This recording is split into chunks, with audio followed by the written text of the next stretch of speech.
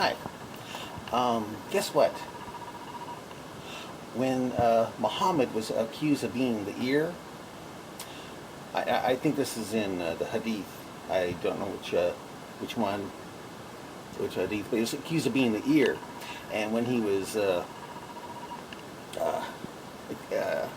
teaching his Quran or something like that, the non-Muslims would say that he was basically copying tales of the ancients, you know, and apparently putting them in his Quran. They say, "Oh, those are tales of the ancients." They tell him that, and I'll tell you why it's true.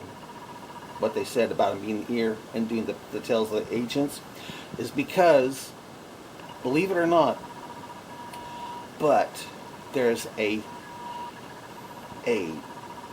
think it's a second century uh, Christian monk's story called the Seven Sleepers of Ephesus, and it ended up in the Quran. Known the part of the Quran I think Muslims call it the Companions of the Cave, and it's Surah al-Kahf. Kahf means cave in Arabic, and the exact same thing that happens in the Seven Sleepers of Ephesus, written by that Christian monk, fairy tale. That's it. That written by that Christian monk. It's a fairy tale. It becomes a Christian, a Muslim version of the tale about. Well, in the monk's version, it's Christians trying to escape the Romans. They end up in a cave and they go through a hibernation situation where they don't age. They sleep for like 300 years, and they wake up and there's no more Romans.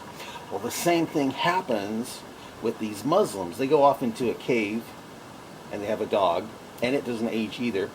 And they stay in that cave for like 300 years, and when they come out, there's no non-Muslims to threaten them. So basically, Muhammad took that story from the Christian monk and turned it into a part of the Quran called Surah al-Kahf, the cave.